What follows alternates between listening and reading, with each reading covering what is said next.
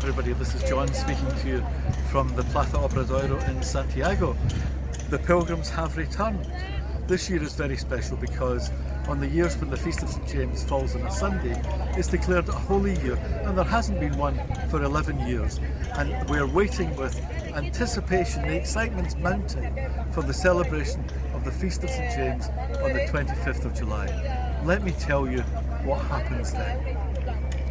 Although this year is very special, because of the pandemic, the usual programme of concerts and events leading up to the Feast of St James have been curtailed, and those that are happening are with reduced numbers and ticket only.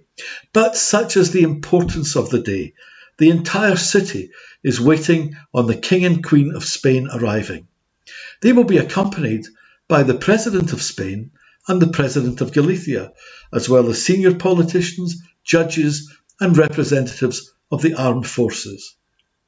On the eve of the feast, the 24th of July, there would usually be a huge sound and light show here in the Plaza Obradoiro, culminating in a most wonderful fireworks display.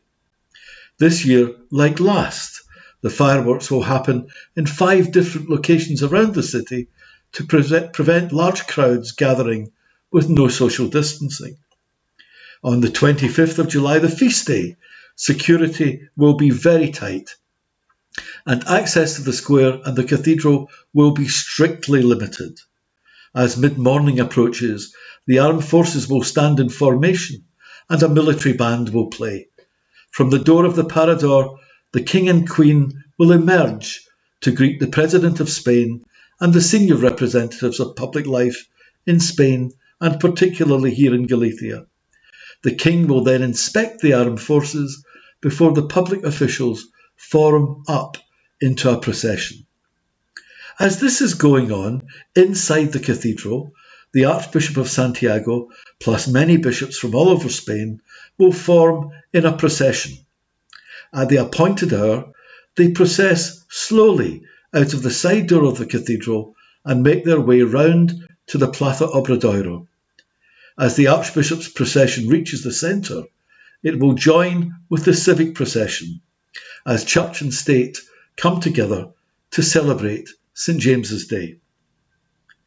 As we imagine all of this happening, there are some Americans here in Spain who wish to send you their own good wishes on this historic day. Hi, I'm Rebecca Scott. I live in Moratinos, Valencia on the Camino Francés.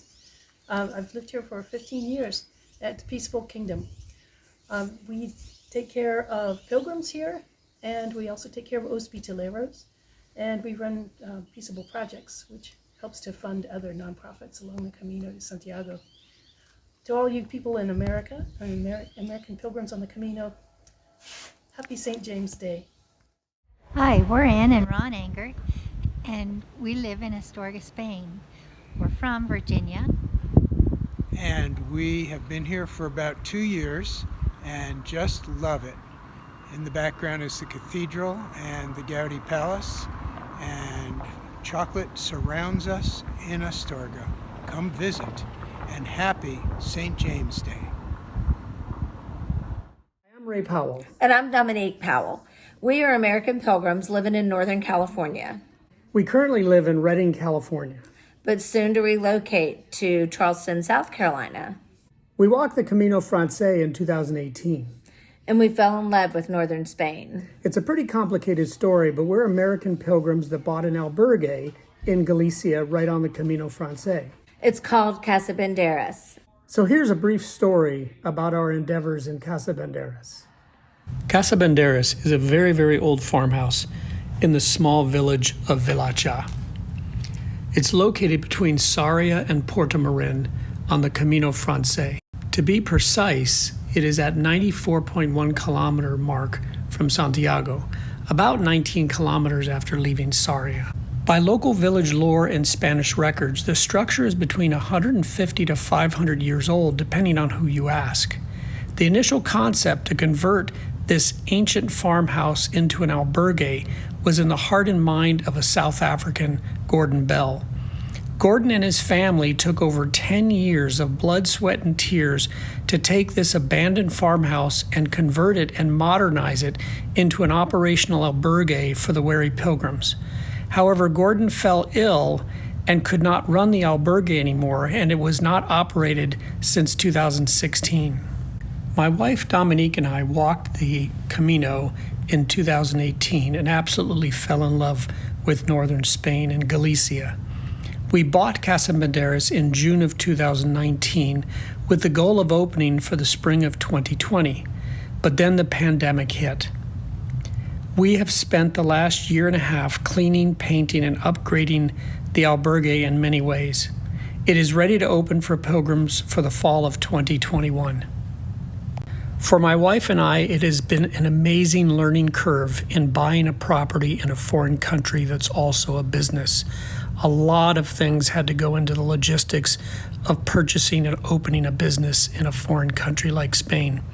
If you are interested in learning more about our journey in buying and running an albergue on the Camino Francés, check out our website at casabanderas.com or our Facebook page at Casa Banderas Camino.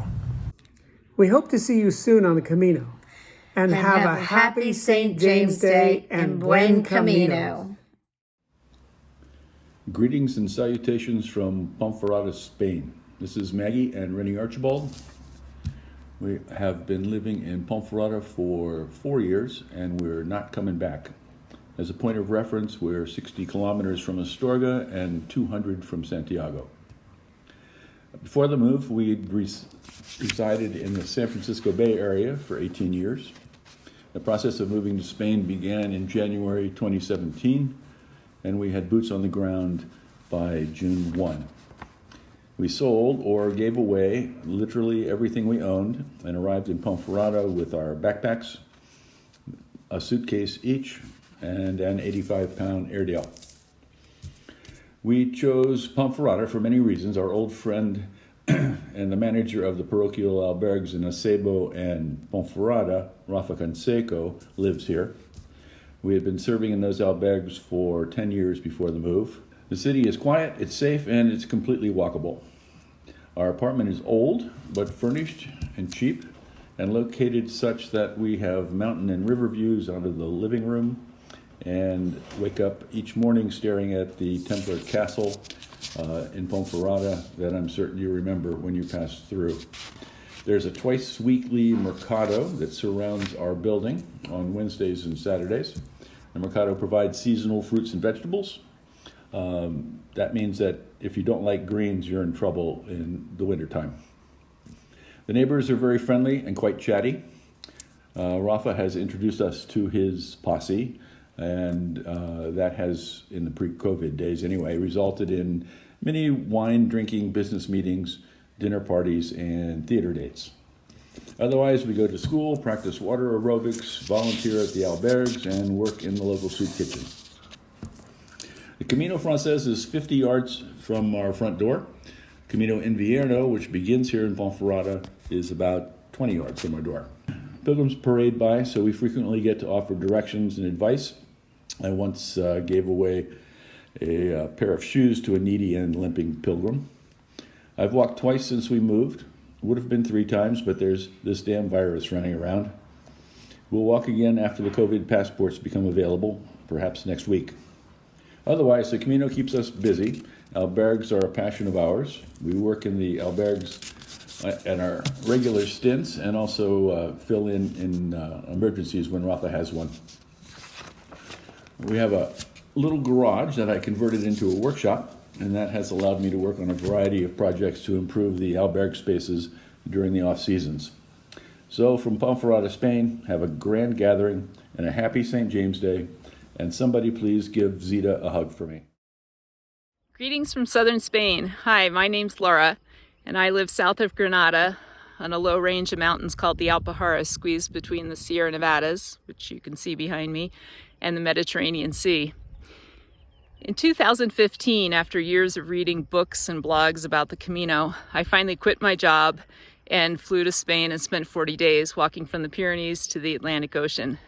When I got to Ponferrada, I said goodbye to my Camino family and struck out on the Invierno route, where I spent 11 days walking as the only pilgrim out there. If you like solitude and time to reflect, and if you want to have the opportunity to really rely on yourself, I recommend taking that route when you get to that point. I got home from the Camino and swept into the house with all of the enthusiasm, passion, and just overwhelming idyllic thoughts of my experience. And my husband said, okay, let's go back to Spain.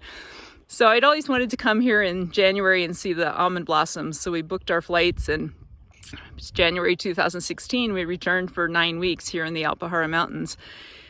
Towards the end of that time, we met a couple that invited us for lunch, and during lunch they announced that they were selling their house, and Sam and I looked at each other, and it was like we had just discovered this thing we didn't know that we'd been looking for. So we flew back to the States, gave away everything we had, sold our home of 30 years, and 4 months later we were back here. And we only occasionally look at each other and wonder what the heck we were doing, but it has worked out. It's been an incredible experience. When I used to read Rebecca Scott's blog, Big Fun in a Tiny Pueblo, and when they were remodeling their place, the Peaceable Kingdom in Moratinos, I would comment and say, you're living my dream. And she'd say, so just do it. And I thought, nobody does that. You can't just leave your life and move. But we did. And so now I wake up each morning and I look out at this view and I listen to the birds and I just contemplate this incredible decision that we made, and I realize I'm living my dream. So wherever you are in life today, buen camino, keep dreaming, and happy St. James Day.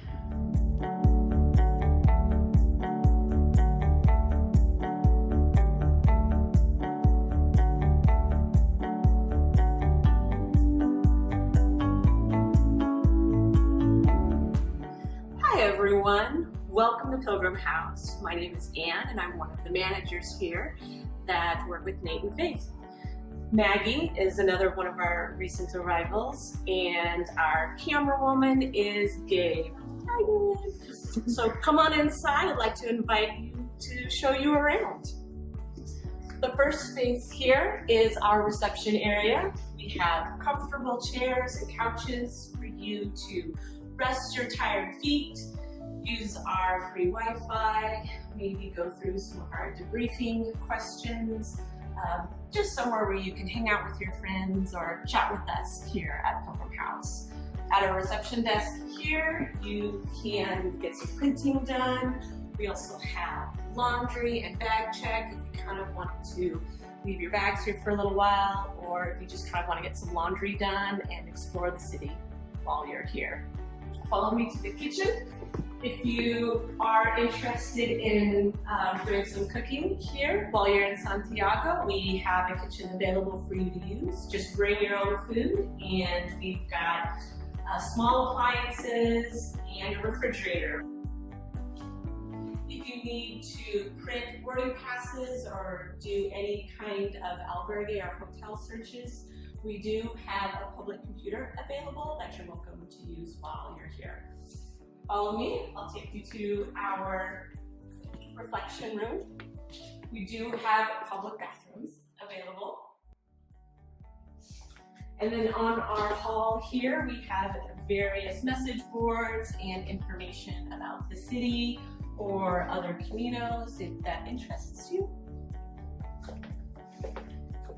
Then, if you're looking to get away from the bustle and busyness of the city, we have this wonderful, quiet, comfortable place that you can come, read, journal, light a candle if you'd like, and just use the time to think about your Camino or your return home or your future travels. And in the back, we have a patio.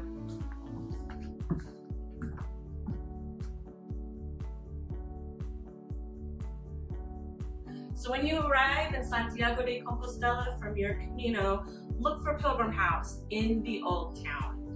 We are a place of respite for pilgrims after your long journey, and our team is looking forward to connecting with you and hearing about your Camino experience. So from all of us here at Pilgrim House, happy St. James Day.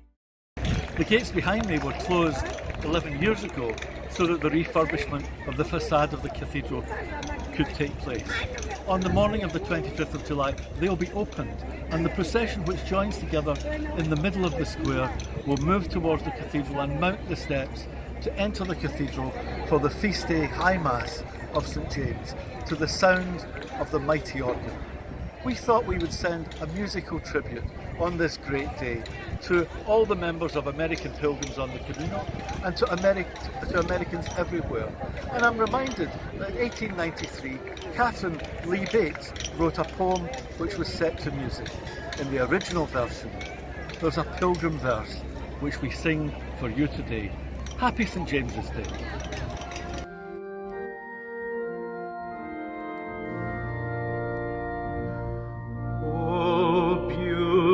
Beautiful for pilgrim feet, whose stern impassioned stress a thoroughfare for freedom beat across the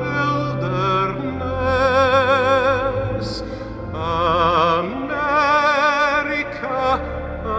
America, God shed his grace on thee, till paths be wrought through wilds of thought, from sea to shining sea.